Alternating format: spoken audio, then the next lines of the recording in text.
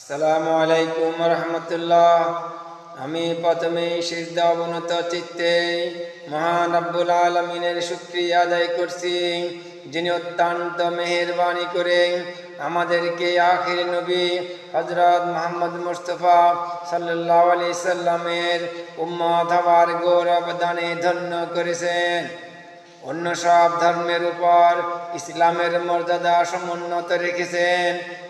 সীমাহীন কৃতজ্ঞতা সেই মহান সত্তার, যিনি সুবিশাল অনুগ্রহের মালিক।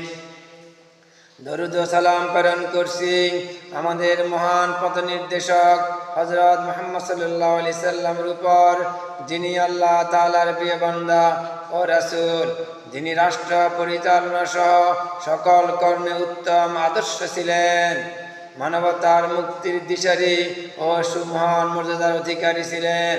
তাঁর পবিত্র বংশধারা, আওলাদে পাক, উম্মত জননী, আজওয়াজ মুতাহারাত, সোনালী সহচর বৃন্দ, সাহাবা আজমাইন, তাবিন এবং তবে তাবিন নির্বিশেষে সর্বজনে করুণা ধারা বর্ষিত হোক।